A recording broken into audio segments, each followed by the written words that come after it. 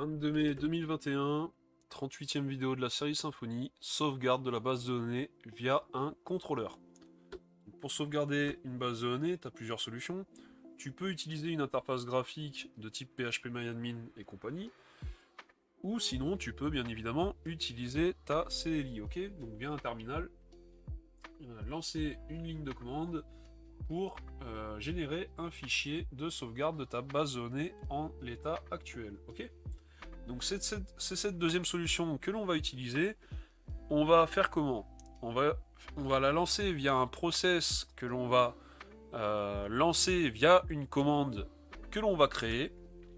Et cette même commande, on va ensuite l'appeler dans un contrôleur. Tu vois le cheminement? Donc, on va commencer déjà par vérifier donc, notre base de données. MariaDB-root. Use API skeleton. Show tables. On sait qu'on en a 9 et on va faire un select all from articles. Juste histoire de vérifier que c'est pas vide. Ok, on a bien 6 rows. Donc parfait. Donc, tac. Hop, MariaDB-root. Qu'est-ce que je dis? Alors attends. Hop. Voilà, je vais faire un clear. Donc on va commencer déjà par créer une commande. Hop, je l'avais laissée. Autant pour moi, je vais la supprimer. Bah attends, je la laisse. Donc une commande, tac, qui s'appelle database backup command. Ok. Donc je vais tout expliquer. Chaque ligne. Déjà, premièrement, il faudra que tu vérifies, quel que soit ton éditeur de code ou ton éditeur de texte ou ton IDE, que tu aies bien tous les use, ok? Sinon, tu auras des 500. Donc déjà, premièrement, on va l'appeler ici app pour la convention que j'ai utilisée depuis le début. Et on va l'appeler donc database backup, ok? Donc quand on tapera Symfony console database backup, ça appellera cette commande. Au niveau de l'injection de service, ici, on va injecter le manager registry. Le manager registry va me permettre de récupérer la connexion courante pour ensuite récupérer les paramètres du DSN, ok? C'est-à-dire le localhost, le host, excuse-moi, le port, le username, le password et le nom de la base de données, ok? Je vais te montrer ça par la suite. Ensuite, on va également injecter la variable project directory que je vais aller créer dans le fichier services.yml au niveau de bind. Donc ça va être une string project directory. On va récupérer ceci.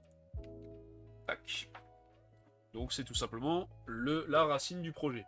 Donc là tu vois qu'ici ces autres variables, finalement on pourrait tout simplement concaténer public uploads, public data, public.maintenance on. En gros on pourrait concaténer tout ceci aux endroits où ces variables sont appelées. C'est que là, tu sais que moi je lance les vidéos au fur et à mesure. Je n'ai pas prévu la chose à l'avance.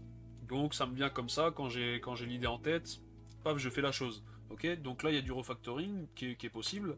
Et je t'invite à le faire de ton côté. C'est pas le but de la vidéo. Donc maintenant que cette variable est déclarée dans bind, donc elle est utilisable partout dans le projet, donc également dans notre commande. On va voir la suite, donc configure, initialize, je vais pas revenir dessus, j'ai déjà fait assez de vidéos sur les commandes. Ce qui va nous intéresser, c'est le code que l'on va placer dans execute, donc vraiment le code qui va être exécuté par la commande. Donc je vais faire une nouvelle instance de file system. File system va nous permettre d'agir sur les dossiers et les fichiers de notre projet, ok? Ici, je vais stocker du coup le nom du dossier avec son chemin, donc ça va être un dossier backup, qui est donc stocké dans la variable backup directory.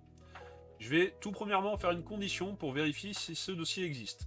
Si c'est bien le cas qu'il existe, donc dans var backup, donc ici il n'existe pas hein, pour l'exemple, bien s'il existe, on va le supprimer.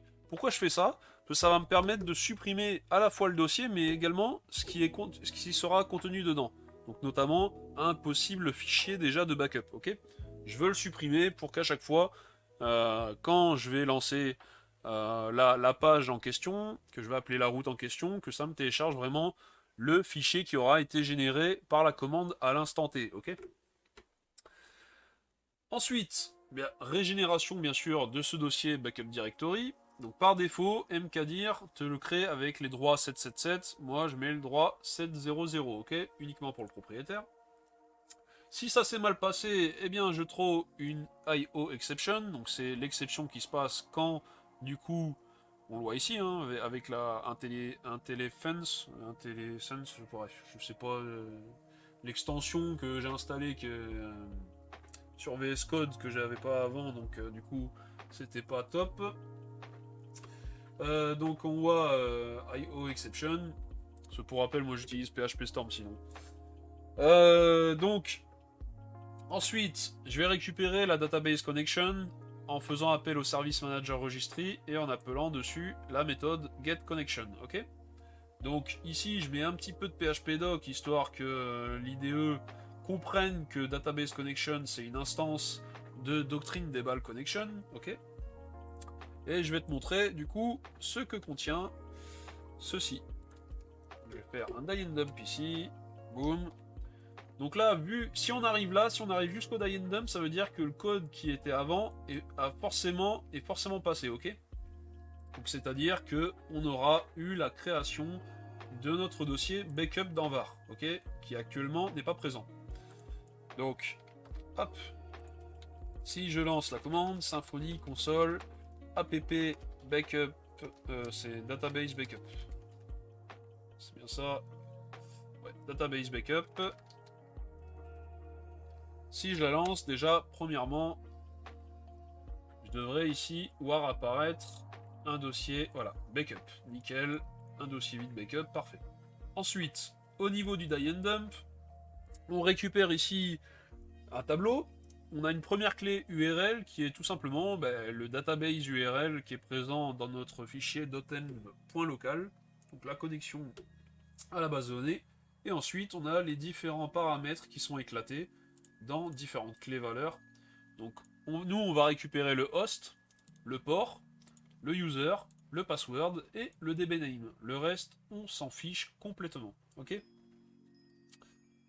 Donc, pour ce faire, hop, je supprime le die and dump. Pour ce faire, rien de tel qu'un petit destructuring, du coup, sur le tableau, et je stocke ça dans ces variables-là. Ensuite, j'ai une variable filePathTarget dans laquelle je vais spécifier tout simplement le chemin du fichier le fichier de sauvegarde qui doit être généré. Donc, qui s'appellera ici backup.sql et qui sera présent dans notre dossier backup directory. Pour ce faire, ici, je mets le flag result file. Tu peux le faire avec un chevron, mais result file est recommandé dans la documentation de MySQL, donc je vais utiliser ce flag à la place et c'est clairement plus parlant. Ok. Ensuite, au niveau de la commande que l'on va exécuter, donc il faut absolument que ça soit placé dans un array, ok. Et donc on va utiliser la commande mysqldump. Donc mysqldump, hop, si tu ne connais pas, c'est tout simplement une commande qui te permet du coup de faire une sauvegarde de ta base de données. Et tu peux spécifier un bon nombre d'options. Donc ici tu as l'usage et tu vois ici options. Ok. Et ces options, tu vois là, hop, tu as un long tableau explicatif des différentes options. Ok. Donc suivant ce que tu fais, par exemple, si tu veux récupérer les event schedulers que tu aurais pu probablement créer dans ton projet, il faudra rajouter le flag events qui est présent events là. Ou sinon le raccourci -e majuscule. Mais moi j'aime bien écrire que ça soit plus lisible, mettre les flags en toutes lettres ainsi. Donc du coup tu vois que ça inclura les event schedulers. Ok. Tu peux faire plein de choses, comme supprimer, mettre une clause comme quoi ça doit supprimer la base de données avant, que ça doit supprimer les tables avant, bref, t'as de quoi faire, t'as de la lecture, si jamais tu veux un truc vraiment personnalisé. Moi je te montre une introduction poussée, et après toi tu développes la chose par rapport à ton projet, ok? Donc, je reviens au niveau du code. Donc, je spécifie le host, donc -host, donc le raccourci H minuscule, le port, raccourci P majuscule, le user, raccourci U minuscule, le password, avec donc du coup le password qu'on a récupéré avec raccourci P minuscule, la base de données, là un flag databases en fait qui va nous permettre de rajouter une instruction create database, parce que si tu ne le mets pas, ce flag, tu n'auras pas cette instruction create database, ok? Donc c'est comme tu veux, si jamais tu veux l'ajouter ou pas. Et enfin, en dernier argument ici, en dernier, pas en dernier, enfin oui, bref, en dernier élément du tableau, le file path target qu'on a déclaré ici, ok? Donc là, vu que là j'utilise l'utilisateur root sans mot de passe, eh bien je vais mettre une petite condition juste pour la vidéo, parce que normalement tu as un utilisateur bien évidemment avec un password, hein, c'est impératif. Donc sinon ici, utilisateur root, donc si jamais le mot de passe c'est une string vide, eh bien qu'est-ce que je fais tout simplement? Après user, je ne détermine pas le password, ok? Parce que si je mets ça, le problème c'est que quand je vais lancer la commande, il va dans le terminal, il va me toper pour me dire entre ton password s'il te plaît, alors que j'ai rien à rentrer. Donc en fait il faudrait que je fasse entrer pour que la commande puisse continuer de se lancer. Moi je veux quelque chose de fluide, donc qui ne m'arrête pas, et donc pour cela je n'ai pas à placer le flag password, ok? Donc on en vient, donc on a notre commande qui est ok, on en vient au fameux process, ok? Donc une nouvelle instance de process, et process, en premier argument, elle prend un tableau, donc avec la commande. Donc c'est ce que je vais lui donner. Ensuite, les arguments suivants, je vais les laisser nullables, enfin je vais les laisser à nul, et le timeout, je vais le laisser, enfin je vais le laisser 60 secondes, c'est très bien. Ici, je te montre juste comment tu peux le changer autrement qu'en passant nul, nul, nul, nul, puis le timeout. Ici, tu as un setter qui s'appelle setTimeout, et tu peux lui spécifier du coup la valeur du timeout. Si tu mets nul, il n'y aura pas de timeout, donc ton process peut durer une durée extrêmement longue et ne jamais aboutir, ok? Donc je te recommande pas de mettre nul non plus. Donc la commande ici à exécuter. Ensuite, on fait appel à la méthode run pour lancer le processus. Ensuite, une vérification avec is successful, excuse-moi, ça retourne un booléen. Donc si jamais ce n'est pas successful, donc il y a eu un foirage, eh bien je vais tout simplement lancer une exception de type process failed exception qui prend dans son constructeur, du coup, la commande, ok? Donc le process. Enfin le process, pas la commande, excuse-moi. Hein. C'est le process, voilà, process, tac. Si ça s'est bien passé, eh bien on arrive à notre fameux message de succès, backup file generated, et du coup on retourne la valeur 0, donc avec la,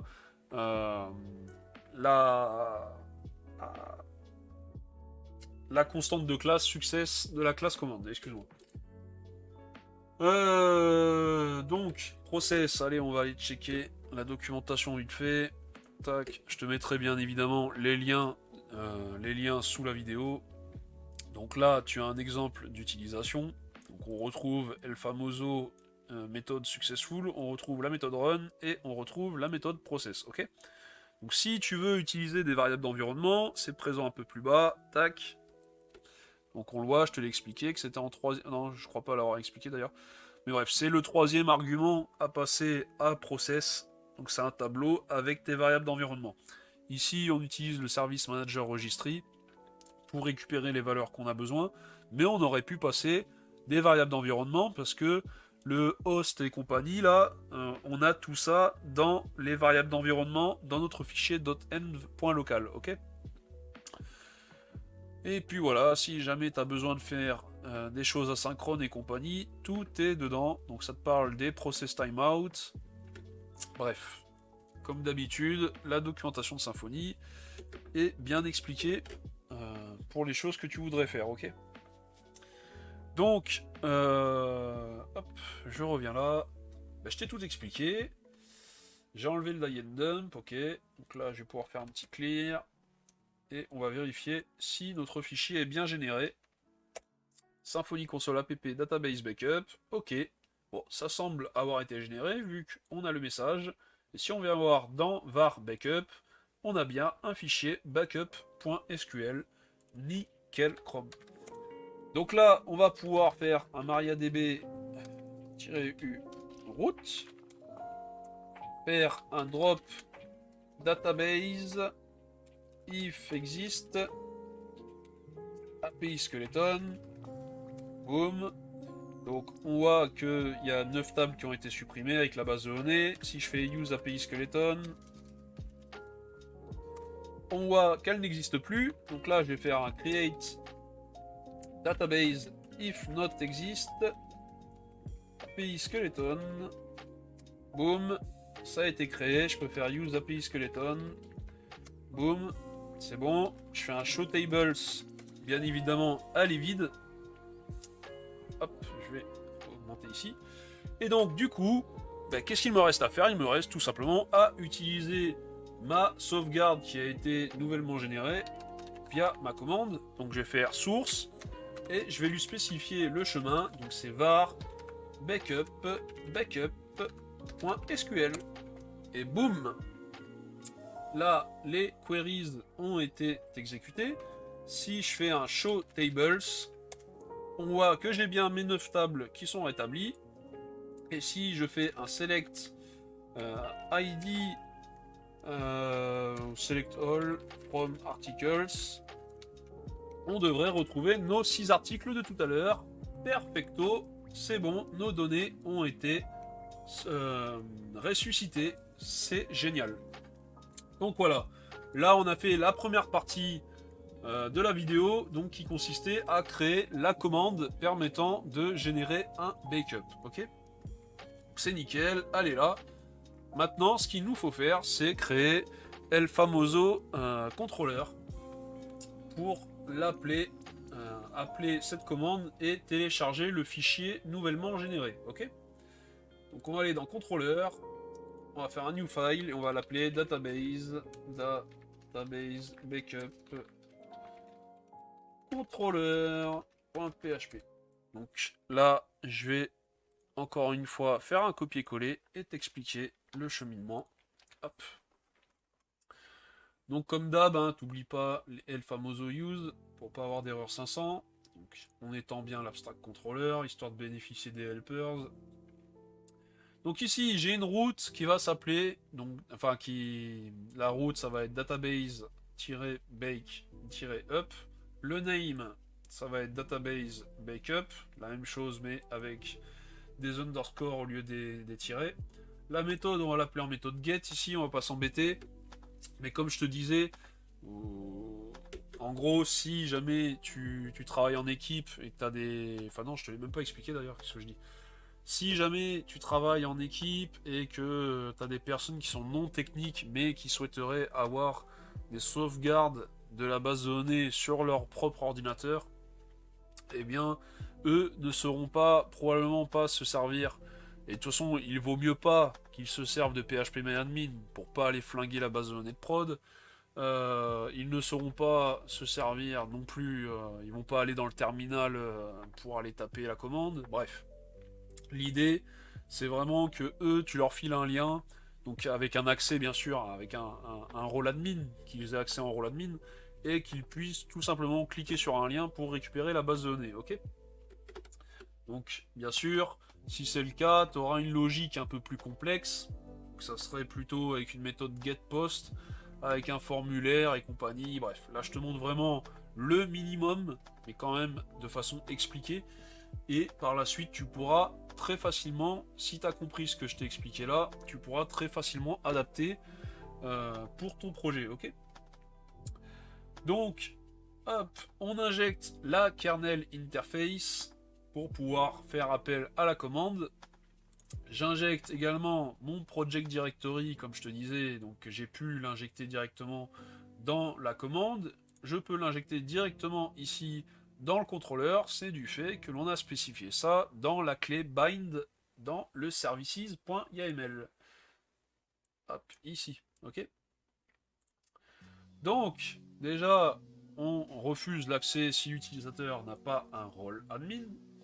On récupère l'utilisateur courant, on fait notre fameuse vérification, bien que théoriquement c'est jamais censé arriver là, mais bon, on le fait pour que PHP Stan soit content, sachant que j'en ai pas lancé depuis un moment d'analyse.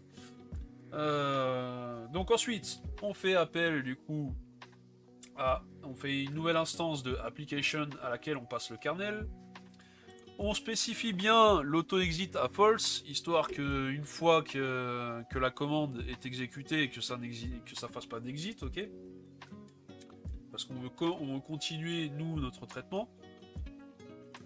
Ici, on va lui passer, donc on va faire une nouvelle instance de array input qui prend ici un tableau dedans et un tableau avec clé valeur, tableau associatif. Donc la commande que l'on souhaite appeler app database backup. Donc tu pourrais lui passer bien sûr d'autres arguments comme des options, mais ici on n'a pas besoin d'options, on a juste à appeler app database backup. Donc encore une fois, si jamais tu modifies la commande, que tu rajoutes des choses complémentaires, et ici tu pourras passer des options. Ok, j'en ai déjà parlé dans une autre vidéo. Ensuite, une nouvelle instance de null output, parce qu'on n'a pas besoin de récupérer, dans notre cas présent, on n'a pas besoin de récupérer la sortie de la commande, ok, le fameux ok, le fichier a été généré, là, backup file generated, je l'ai appelé. On n'a pas besoin de ça, on s'en fiche. Du coup, une nouvelle instance de null output, ok. Un petit try catch, donc là, si la commande s'est bien passée, eh bien, on peut continuer, sinon, ben, on throw une exception avec el famoso error, ok. Ensuite, je récupère ici, enfin je stocke du coup mon fichier, donc le nom de mon fichier de backup, donc, qui est stocké dans var backup et qui s'appelle backup.sql. Je viens créer une string du datetime courant, donc formaté de cette façon, donc, tout séparé par des tirets, donc jour, mois, année, heure, minute, seconde, ok. Je vais venir interpoler cette valeur dans le nom de mon fichier. Donc ça va s'appeler backup-jour, mois, année, heure, minute, seconde, .sql, ok.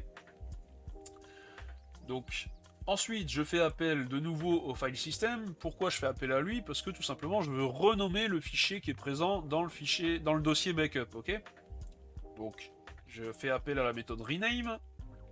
Je lui indique le fichier en question et le nom du fichier, comment je veux le renommer, ok. C'est pour ça que j'ai cette variable là et cette variable là. Donc si ça s'est bien passé, ben, j'ai mon backup file renamed, donc qui normalement ressemblera à un truc du genre. Sinon, eh bien, on throw, comme d'habitude, une IO exception, donc si ça s'est mal passé, si une opération du file system s'est mal passée, ok. Donc ça arrêtera le traitement ici. Donc ensuite, je mets quand même une condition, mais bon, théoriquement, allez, je suis pas obligé de la mettre, ma condition, parce que théoriquement, si j'arrive là, c'est que le fichier existe. Si t'as compris déjà la tambouille ici. Mais je mets quand même if file exist, donc le backup renamed. Et bien là, tu spécifies une série de headers. Donc ça, je l'ai tout simplement pris dans la documentation de PHP. Hein. Alors attends, déjà, hop. Attends, je continue de t'expliquer. Donc une série de headers. Là, ça me permet pour des fichiers qui sont lourds que ça se passe bien, ok. Parce que si je mets pas ça, quand je vais vouloir télécharger le fichier, ça va me dire le fichier est incomplet. Donc ça va mettre un erreur, un échec de téléchargement et ça va mettre le fichier est incomplet, ok. Donc pareil, ça j'ai récupéré sur la doc de PHP, il me semble. Et ensuite, je fais appel à la méthode readFile. Donc readFile qui va me permettre ici de télécharger le fichier, de proposer une invite de téléchargement du fichier. Un petit exit derrière et on est pas mal du tout. Là, je fais un simple return new response, donc je retourne même pas, c'est parce que dans tous les cas, un contrôleur doit retourner une réponse. C'est comme ça. Donc là, je return new response, mais sans template, sans rien, c'est juste, voilà. Après, toi, bien sûr, je te recommande bien évidemment d'avoir un template avec un formulaire et compagnie, bref. Notamment si tu veux, parce que là, on récupère le fichier au format SQL, mais tu pourrais très bien vouloir le récupérer soit au format SQL, soit au format SQL.gz, donc au format gzip, ok, pour qu'en gros il fasse, je sais pas moi, 5 fois un poids 5 fois moins important. Par contre, le traitement serait plus long, logiquement. Donc voilà. Après, voilà, libre à toi, bien sûr, dans une version après évoluée, de retourner un template avec un formulaire te permettant de sélectionner une version SQL ou une version SQL.gziped, ok. Bref, alors, on va revenir au niveau de la documentation. Hop, donc, the process component, on l'a vu. Et donc là, how to call a command from a controller. Donc là, bah, regarde, tout bêtement, ce que j'ai fait, je le sors pas de mon chapeau. Hein. On retrouve les choses là, sauf que eux, ils utilisent une new buffered output. Donc du coup, après, eux, ce qu'ils font, ils récupèrent du coup l'output de la commande et ils l'affichent dans la réponse, ok. Donc moi, si j'avais fait la même chose, ça m'aurait affiché le OK backup file generated, ok. Sauf que je m'en fous complètement, j'en ai pas besoin. Là, il te montre justement comment passer des options, ok. Donc je te l'avais déjà montré moi dans une vidéo, une des premières vidéos que j'ai fait. Donc voilà, si jamais tu as un doute, tu sais plus trop, même avec la doc, tu es un peu paumé, tu vas voir mes premières vidéos où j'en parle, ok. Le suite, on s'en fiche. Donc voilà pour cela. On va ouvrir la doc PHP, php.net, et c'était quoi que je voulais te montrer? C'était read file. Read file, accepter, read file. Alors, tu as tout simplement, ici, j'ai tout simplement repris l'exemple de la documentation, hein, comme il t'indique ici, forcer le téléchargement en utilisant readfile. C'est tout simplement ce que j'ai utilisé. Donc ça va t'ouvrir une petite invite de téléchargement du genre. Alors c'est où j'ai pris ça? J'ai pris... c'est où? À moins que je l'ai pris ailleurs. Peut-être que je l'ai pris ailleurs. Mais je crois que la première réponse te parle d'une solution. Première réponse, non, celle-là. Bref, il te parle en gros, voilà, si t'as des soucis en gros de mémoire, comme moi ça a été le cas, ouais, ça doit être celle-là en fait. Bref, moi j'ai trouvé une autre façon de faire qui est plus courte, qui fonctionne très bien. J'ai testé sur un fichier d'1,5 Go, ça fonctionne très très bien. Mais voilà, sinon tu as des exemples ici pour le cas où tu aurais justement un, comment dire, le fichier qui, si ça t'arrive aussi, que le fichier te mette, enfin le navigateur te mette téléchargement, genre que ça s'est mal passé parce que il est incomplet ou quoi que ce soit. En gros, tu viens voir la documentation et surtout les commentaires qui sont dans la documentation. Des fois, tu trouves des petites pépites pour des cas particuliers, ok. Donc là, on est bon pour ça. Du coup, alors, je vais fermer ça. Je vais revenir au niveau de l'application. Je vais revenir au niveau ici du code et je vais récupérer la route. Donc, hop, c'est celle-ci. Je viens là, je viens le rajouter ici dans la barre. Donc, vu que c'est, désolé, ah oui, j'ai pas lancé le serveur, autant pour moi. Donc, Symfony serve. Hop, le flag D pour pas afficher les logs. Hop, j'actualise. Donc vu que j'ai spécifié comme quoi il faut être administrateur pour accéder à cette page, eh bien je suis logiquement redirigé vers le login, ok. Donc du coup, je vais venir au niveau du terminal, mariadb-u root, use API skeleton, select all from users. Je vais récupérer un utilisateur qui est administrateur. Donc ici Noémie Legrand à example.com. hop, je viens coller, hop, ici, et ici, bad password. Donc je m'authentifie. Qu'est-ce qui s'est passé? Se connecter. Ah oui, ah bah oui, bah voilà. Voilà ce qui se passe. Vu que... ouais, c'est normal, ok. Vu que j'ai pas fait de page particulière, eh bien, il me... D'ailleurs, il me lance directement le téléchargement sans même que je le confirme ici. Mais bref, on voit qu'en gros... ah, c'est embêtant ça. Alors, voilà, je suis authentifié en tant que Noémie Legrand. Donc si je veux aller... c'est quoi, user... attends, je me souviens plus de la route. C'est quoi? User account profile. Tac. Home. Je crois que c'est ça, voilà. Donc je suis ici par exemple. Et si je fais database backup, le problème, vu que je vais pas sur une page, c'est directement un get, je fais ça. Et là, bon, bah avec Microsoft Edge, il me fait un téléchargement direct. Étonnant. Bah, je pense que c'est suivant le navigateur, ça, parce que sur un autre navigateur, notamment Brave, moi, il me proposait d'enregistrer le fichier. Tandis que là, il me fait le téléchargement direct. Mais bref. Donc voilà, on voit du coup que j'ai bien mon fichier backup, donc en date du 22 mai 2021, à 14h43 et 20 secondes.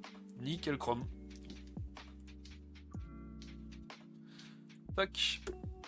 Donc voilà, comment télécharger tout bêtement une sauvegarde de la base de données via un contrôleur. Donc bien évidemment, là tu vois que j'ai fait une simple méthode get, sans formulaire, sans page spécifique à cela. Mais pour faire les choses bien, que ça te fasse pas un truc du genre, parce que t'as vu, moi je tape ça et j'arrive directement, j'ai directement le fichier qui se télécharge. Bref. Après, je te conseille bien évidemment de faire une page dédiée. Ça sera quand même plus sympa. Mais voilà, fin de la vidéo. 32 minutes quand même. J'ai beaucoup parlé encore une fois. Mais voilà, je pense que ça pourra aider pas mal d'utilisateurs qui seraient un peu dans le flou. Sachant que là, je t'ai montré du coup l'utilisation. Donc j'ai remontré l'utilisation des commandes. Je t'ai montré par contre l'utilisation de la classe process, qui te permet du coup de lancer des commandes, de services qui seraient sur ton ordinateur. Donc ça, peut-être que tu ne savais pas comment faire. Et voilà, chose faite.